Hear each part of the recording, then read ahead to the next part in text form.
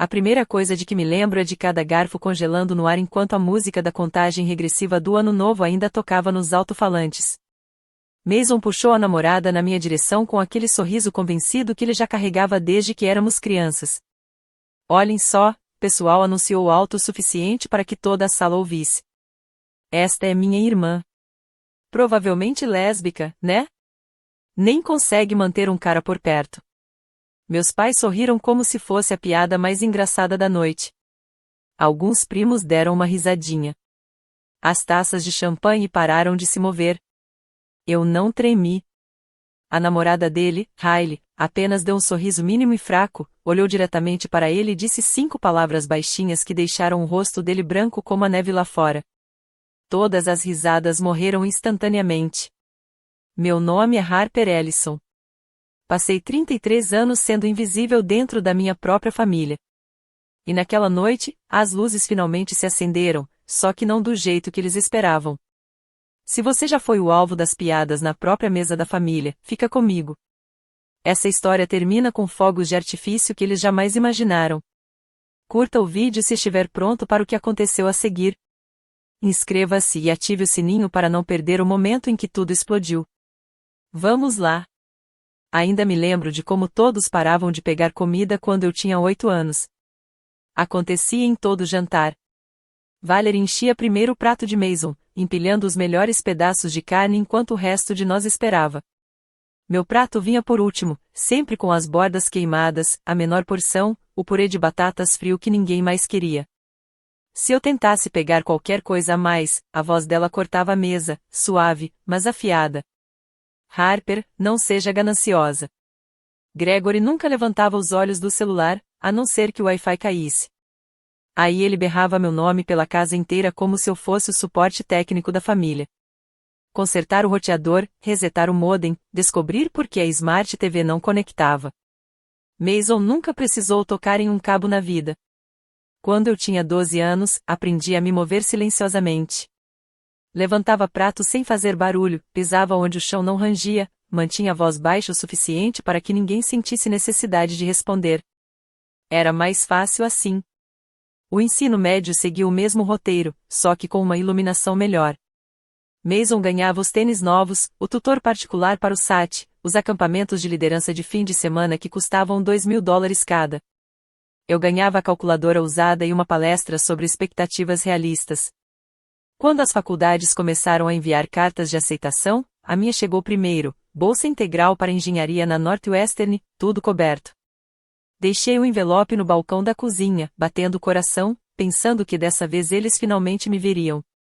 Valerie abriu, deu uma olhada rápida e colocou de volta na pilha de contas. Que legal, Harper disse, já se virando. Mas Mason acabou de entrar na lista de espera da Notre Dame. Não podemos mandar vocês duas para fora do estado. 2 semanas depois, o dinheiro da bolsa desapareceu. Valerie disse ao escritório de auxílio financeiro que houve uma emergência familiar. A emergência era o depósito de Mason para Notre Dame. Descobri quando a Northwestern enviou o aviso de cancelamento. A explicação de Gregory foi em uma frase. Investimos onde o retorno é maior.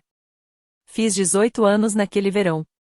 Meu cheque de aniversário da avó, $500, desapareceu da gaveta do meu criado mudo na mesma semana em que Mason precisava de rodas novas para o Jeep que Gregory comprou para ele. Valerie chamou aquilo de empréstimo. O empréstimo nunca foi mencionado novamente. A faculdade se tornou aulas noturnas na comunidade, 2 conduções de ônibus cada trajeto. Eu pagava cada crédito sozinha, acumulando empregos na biblioteca do campus e em uma lanchonete 24 horas. Mason voltava para casa a cada recesso com histórias novas sobre festas da fraternidade e viagens de spring break que ninguém me pedia para contribuir. Durante o recesso de inverno do primeiro ano, ele bateu o Jeep. Gregory não gritou. Ele apenas me olhou pela cozinha na manhã seguinte. Você entende de carro, né? Pega o ônibus até a oficina e resolve. Passei meu único dia de folga daquela semana correndo entre a oficina e o escritório de seguros porque Mason tinha treino. No segundo ano, consegui um estágio remunerado em uma startup de tecnologia no centro. $12 por hora, experiência real, currículo impecável. Cheguei em casa acenando com a carta de oferta. Valerie estava no telefone marcando a apresentação de recrutamento de Mason na Flórida. $3.000 por 3 dias. Estamos meio apertados agora, disse sem olhar para cima. Talvez no próximo verão. Não houve próximo verão. O dinheiro sempre ia para outro lugar. Aprendi a parar de levar coisas para casa, boletins, prêmios, cartas de aceitação, qualquer coisa que pudesse forçá-los a me notar e depois decidir que eu não valia o custo. Mantinha minhas conquistas em uma pasta em um laptop velho, escondido sob tábuas soltas no meu armário, o único lugar que eles nunca olhavam. Gregory só dizia meu nome quando algo quebrava ou alguém precisava de carona. Mason recebia os parabéns, o celular novo todo ano, as publicações orgulhosas no Facebook. Eu ficava com as tarefas sobrando e com os lembretes suaves de que gratidão era uma virtude. Aos 22 anos, eu tinha 2 diplomas de associate, nenhuma dívida e uma conta poupança que guardava como segredo de Estado. Valerie descobriu de qualquer jeito. Mason precisava de um último empurrão para as inscrições de pós-graduação, coaching particular, cartas de recomendação chiques. $8.000 desaparecidos em uma única tarde. Ela deixou um bilhete na minha mesa. Vamos te pagar de volta quando as coisas se acalmarem. Nunca se acalmaram. Ainda cozinhava o jantar algumas noites na mesa, lavava cada prato, e depois comia em pé no balcão porque meu lugar tinha sido tomado por um dos colegas de Mason. Ninguém notava que eu estava lá. Ninguém notava quando eu não estava. Essa foi a casa em que cresci. Onde o amor não era escasso, ele simplesmente nunca foi destinado a mim. Os 25 anos chegaram silenciosamente. Aos 25, Riley e eu largamos nossos empregos em agências e começamos a empresa 125 na garagem dela em Aston. Nos conhecemos no último ano na Illinois, nos aproximamos por projetos de madrugada e pelo ódio mútuo a horas extras não pagas. Depois da formatura, ambas conseguimos cargos de estrategistas juniores na mesma agência do centro, semanas de 60 horas, salários minúsculos, chefes que roubavam o crédito. Uma quinta-feira de março de 2014, estávamos comendo pizza fria na sala de descanso quando Riley me olhou e disse: "Somos mais inteligentes que todos os diretores criativos daqui. Por que ainda estamos fazendo isso?" 2 semanas depois, pedimos demissão. Tínhamos $8.000 entre nós. Riley colocou seu Subaru velho como garantia para um pequeno empréstimo empresarial. Eu saquei o último do meu cofre secreto. Divisão 50-50 no papel, 50-50 no risco na vida real. Assinamos os papéis da LLC da North Peak Media na mesa de cozinha dos pais dela, enquanto a mãe dela ficava repondo nosso café como se fosse uma terça-feira normal.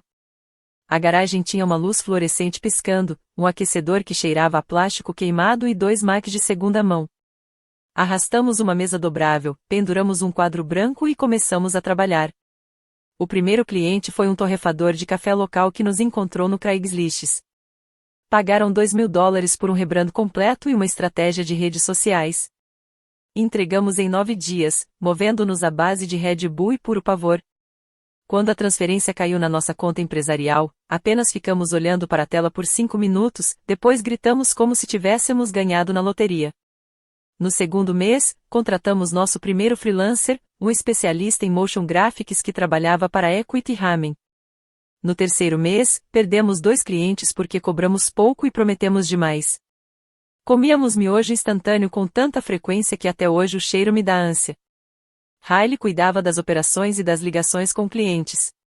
Eu montava todos os decks, todos os calendários de conteúdo, todas as planilhas de segmentação. Dormíamos em colchões infláveis entre os servidores quando os prazos eram brutais. Algumas noites a garagem chegava a 4 graus Celsius e trabalhávamos com luvas sem dedos, o vapor da respiração enchendo o ar enquanto discutíamos sobre o tom de azul para uma landing page. No fim de 2014, começamos a empatar as contas. No verão de 2015, mudamos para um escritório minúsculo acima de uma loja de vaporizadores em Vicker Park, 120 metros quadrados, teto com vazamentos, mas tinha aquecimento e paredes de verdade. A receita daquele ano bateu 6 dígitos. Pagamos a nós mesmas $28.000 cada uma, o primeiro salário real que qualquer uma de nós já tinha visto com o nome da nossa própria empresa. Em 2016, conquistamos uma marca nacional de produtos outdoor. Uma campanha triplicou as vendas online deles em 6 semanas. Vieram prêmios, menções em conferências menores, palestras. Investidores começaram a nos procurar. Recusamos a maioria. Queríamos continuar independentes, permanecer nossas. Riley se tornou a cara que os clientes amavam. Calma, elegante, sempre sorrindo nas chamadas. Eu ficava nos bastidores, a responsável por construir as estratégias reais que faziam os números funcionarem. Nunca brigamos por crédito. O contrato ainda dizia, Harper Ellison e Riley Von, cofundadoras 50-50, sem hífen, sem EI. No início de 2017, atingimos receita anual de 7 dígitos. Alugamos um escritório de verdade, no centro, com paredes de vidro, plantas que não morriam, 20 funcionários com seguro de saúde de verdade. Fizemos uma festa no terraço, cerveja barata e uma playlist que montamos às 3 da manhã. Riley ergueu o copo de plástico e disse: Fizemos isso apenas com laptops e teimosia. Todos aplaudiram. Pela primeira vez na vida, me senti vista e foi por alguém que nunca me pediu para diminuir meu tamanho. Pensamos que a parte difícil havia acabado. Em junho de 2017, Valerie e Gregory apareceram no escritório sem avisar. Mason vinha atrás deles em um terno novo, ainda com as etiquetas penduradas dentro da jaqueta. Valerie sorriu para a equipe como se fosse dona do lugar. Decidimos que Mason assumirá como diretor criativo, declarou. Ideias novas, energia familiar, tudo isso. Ele tinha acabado de se formar em marketing, um diploma que mal conquistou, e 0 experiência profissional. O diretor criativo atual, um cara que estava conosco há 2 anos, foi dispensado na mesma tarde com uma caixa de papelão. Na primeira semana, Mason perdeu todas as reuniões matinais, chegava às 11 horas e passava a maior parte das tardes em bares no terraço. Quando um cliente pediu uma estratégia para TikTok, eu fiquei até às 4 da manhã montando o deck, análise de tendências, fórmulas de hook, ideias de set, calendário completo de produção. Salvei no Drive compartilhado como Q3 Esportes brand final.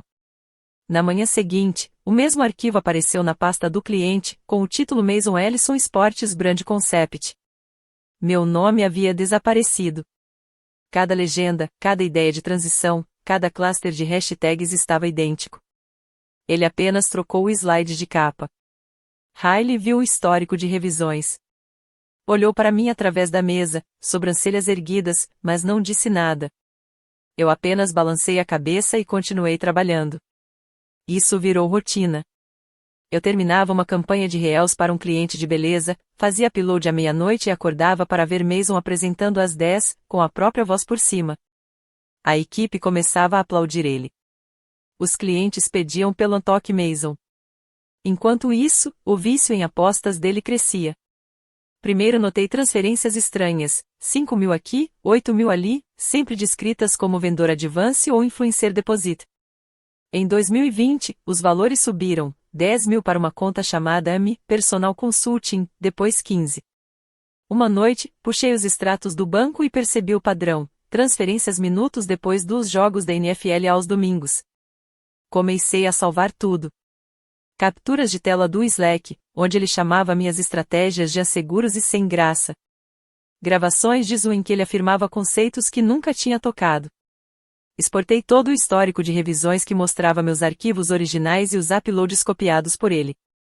Mantive uma pasta privada chamada Receitas. Nas reuniões, ele se reclinava, pés na mesa, e dizia coisas como: Harper é ótima na execução, mas visão? Isso é minha área.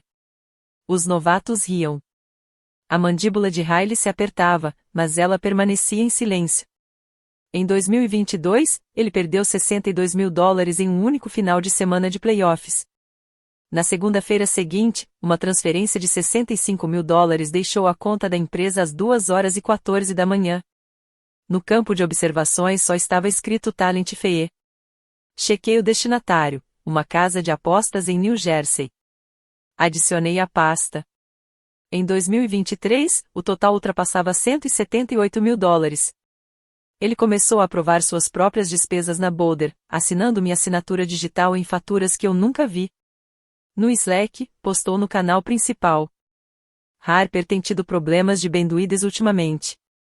feliz em cobrir. Os emojis de risada se acumularam. Riley fechou o laptop e ficou olhando pela janela por um longo tempo. Ainda nada. Eu continuei construindo as campanhas que pagavam o salário de todos. Continuei vendo meu trabalho sair da boca dele. Continuei salvando cada prova. A partir de 2021, nada que ele tocava permanecia limpo. Algumas noites, sentava sozinha no escritório depois que todos iam embora, rolando 7 anos de slides roubados e sentia a mesma calma fria que sentia comendo sobras frias no balcão da cozinha. Só que desta vez eu não ia ficar quieta. Na noite de 28 de dezembro de 2024, Lauren Parker, nossa ex-contadora que havia deixado a empresa em novembro, me enviou uma única planilha Excel de 47 páginas, sem mensagem. Abri às 23h47 no meu apartamento escuro. Linhas e mais linhas de transferências, todas assinadas por Mason.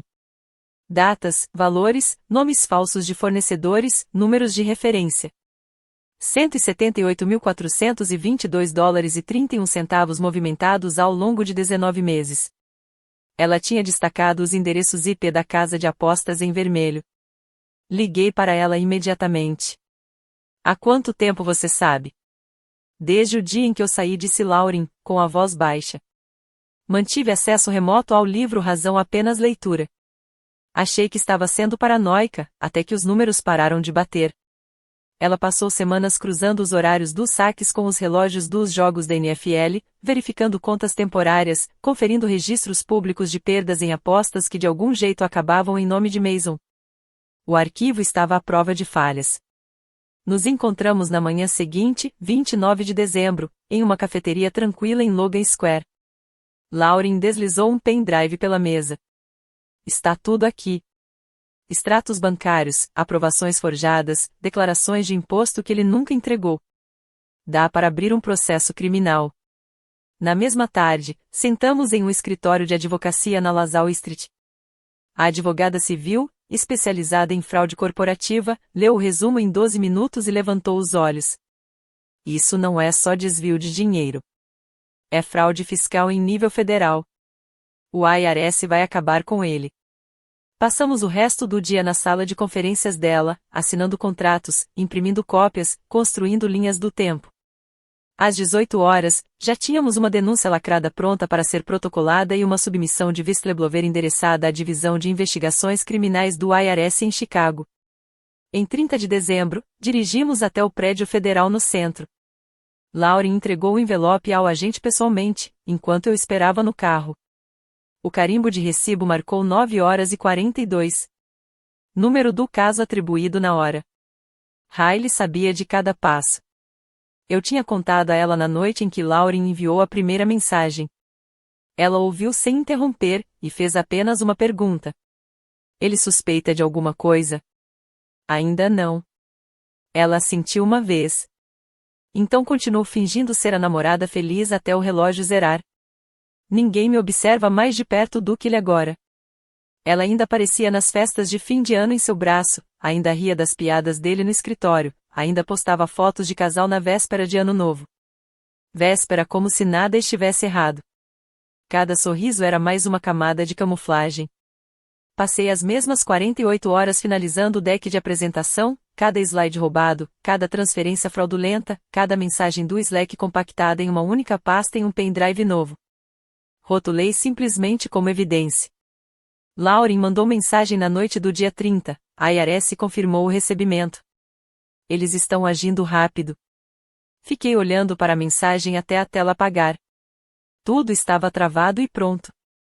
Na noite de 30 de dezembro, dirigi meu Civic de volta para Neapville com 6 graus Celsius. O aquecedor mal funcionava, então mantive as luvas durante toda a viagem de 40 minutos. Um pequeno maleta preta estava no banco do passageiro, uma troca de roupa, escova de dentes, laptop e o pendrive que agora guardava 7 anos de provas. Era tudo que eu planejava tirar daquela casa quando saísse de vez. Entrei na rua sem saída pouco depois das 20 horas. A rua parecia um cartão de Natal, cada linha de telhado coberta de luzes brancas, bonecos de neve infláveis brilhando nos jardins, guirlandas do tamanho de pneus em cada porta. Valerie tinha se superado naquele ano. A casa dos Ellison era a mais iluminada da rua, porque a aparência sempre importavam mais do que a conta de luz. Eu ainda não entrei. Estacionei 2 casas adiante, desliguei o motor e apenas fiquei ali, olhando as luzes coloridas piscarem através das árvores sem folhas. O novo Audi de Mason ocupava quase toda a entrada, enrolado em um laço vermelho gigante, como se ainda fosse manhã de Natal. Gregory provavelmente financiou. Valerie provavelmente contou aos vizinhos que era carro da empresa. Meu telefone vibrou contra a coxa. Riley já estava dentro. Ele está 3 uísques dentro e se gabando do bônus que ganhou este ano. Respondi digitando: "Você está bem, Riley?" Já estive em lugares piores. Só mantenha a cabeça baixa até amanhã à noite. Outra mensagem chegou 30 segundos depois. Riley, estou por dentro há tempo suficiente. Amanhã faço o que prometi. No dia em que assinamos aqueles primeiros papéis na minha garagem, fiquei olhando para a tela até o frio penetrar pelo casaco. Ela nunca, em 10 anos, quebrou uma promessa comigo. Não quando tínhamos $23 na conta da empresa.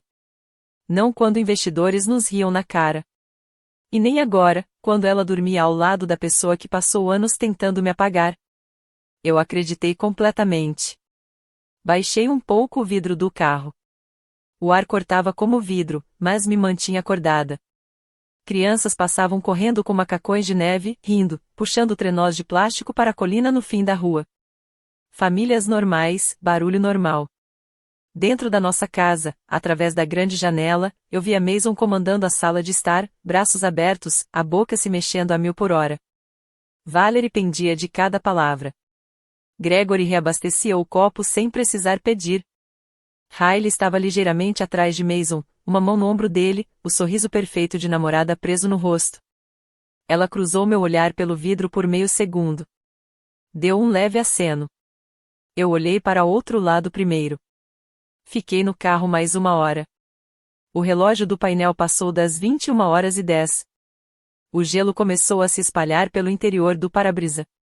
A cada poucos minutos, mais um primo ou vizinho chegava. Pneus rangendo na neve compacta, portas batendo, vozes carregando pelos jardins congelados. Às 22h47, finalmente peguei a mala e o pendrive, caminhei pela entrada salgada e entrei com a chave que não usava há meses. O hall cheirava a canela e pinho, e ao mesmo tempo ao mesmo lustramóveis de limão que Valerie usava desde que eu tinha 10 anos.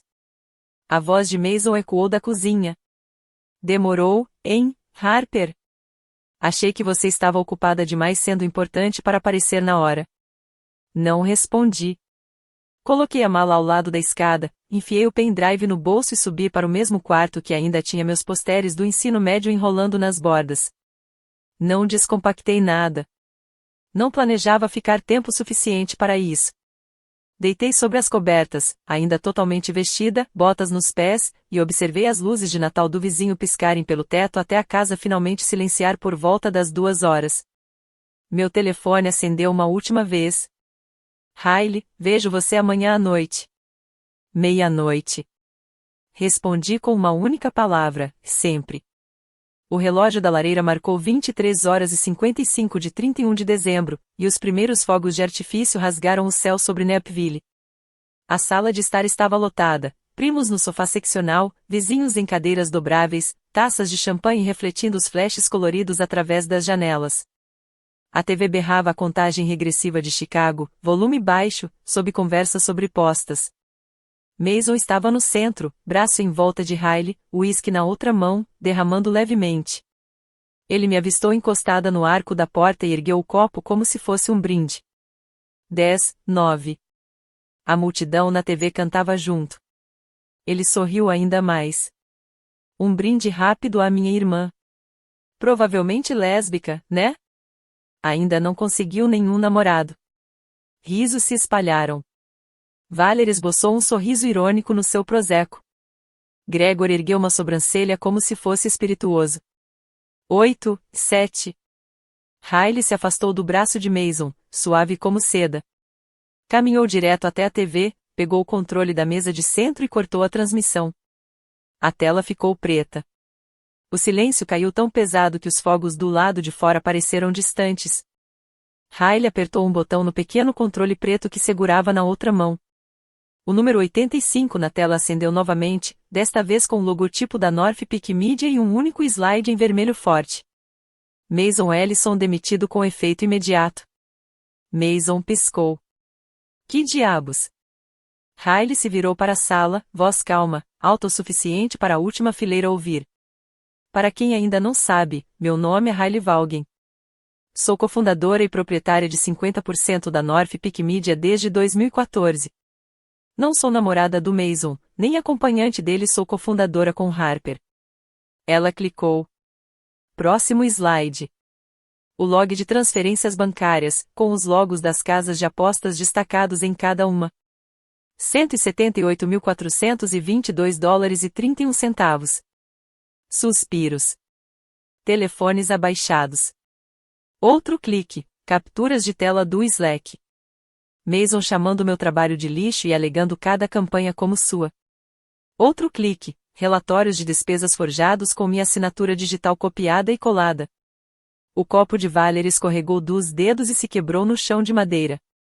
Mason avançou para pegar o controle. Riley desviou, entregou para mim sem olhar. Peguei no ar. Finalmente falei. Acabou, Mason. Demitido. O escrow congela à meia-noite.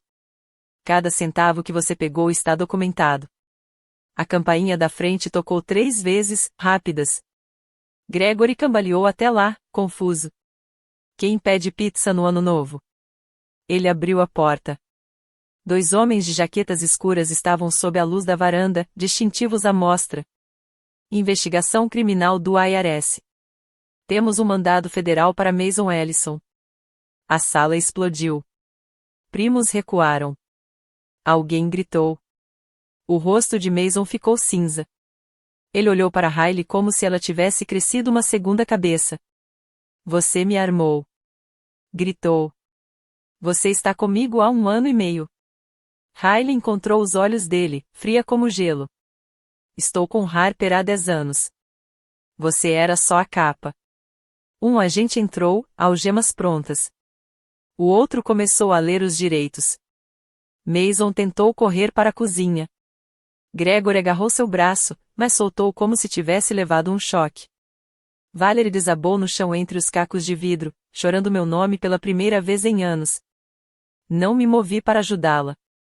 Caminhei até a entrada, peguei a pequena mala preta que havia deixado ao lado da escada 24 horas antes, e enfiei o pendrive no bolso do casaco. O mesmo pendrive, agora refletido na tela atrás de mim, copiado para a nuvem e enviado a todos os membros do conselho 1 hora atrás. Riley me encontrou na porta. Não me tocou, apenas assentiu uma vez. Do lado de fora, os fogos pintavam o céu de vermelho, verde e dourado. Sirenes começaram ao longe, crescendo de volume. Cruzei o limiar para a noite gelada. Os agentes já guiavam Mason pelo caminho salgado, algemado. Ele gritava algo, mas o vento engoliu suas palavras. Não olhei para trás.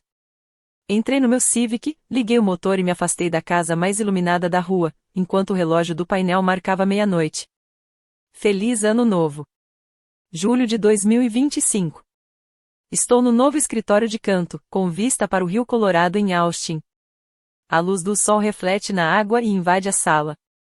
A placa na porta de vidro dizia North Peak Media South HQ.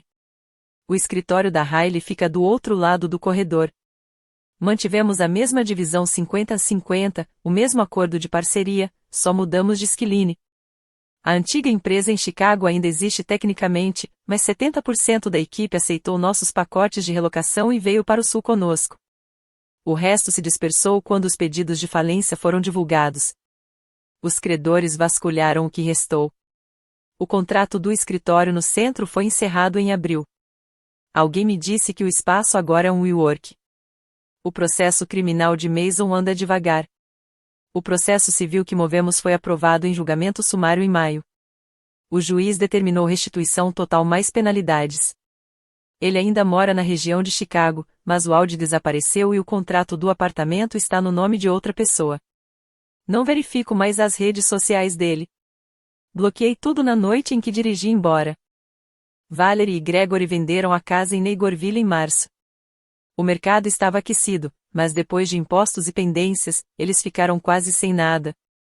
Pelo que ouvi, se mudaram para um apartamento de 2 quartos perto do O'Hare. Nenhum dos dois tentou me contatar. Meu número mudou no dia em que cruzei a fronteira do Texas. Hoje, os nomes deles são apenas nomes. Hailey e eu nunca falamos sobre os 18 meses que ela passou namorando Mason. Não precisamos. Algumas noites, fechamos nossos laptops, pedimos tacos do food truck lá embaixo e sentamos na varanda vendo os caiaques passarem. Isso basta. Contratamos Lauren como nossa nova CFO. Ela começa na segunda-feira. A ironia nos faz rir toda vez que falamos em voz alta. A receita deste trimestre já é maior que nosso melhor ano em Chicago. Os clientes nos seguiram. Novos clientes continuam ligando e, pela primeira vez, os contratos têm nossos 2 nomes na capa desde o primeiro dia. Sem explicações necessárias. Às vezes, turistas param na Congress Avenue Bridge ao pôr do sol para observar os morcegos. Fico entre eles, telefone no silencioso, vento no cabelo, e percebo que não lembro da última vez em que me senti pequena. Guardei uma coisa da antiga casa, a pasta no meu desktop chamada Receitas.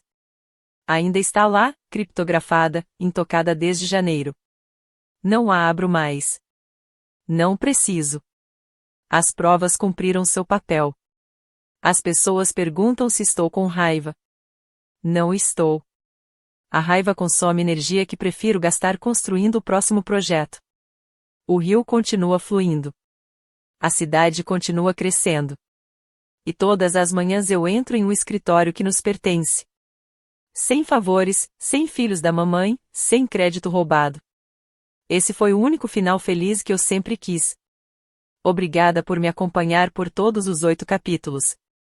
Se esta história tocou você, deixe um like. Compartilhe com alguém que precisa ouvir que eles não são o problema.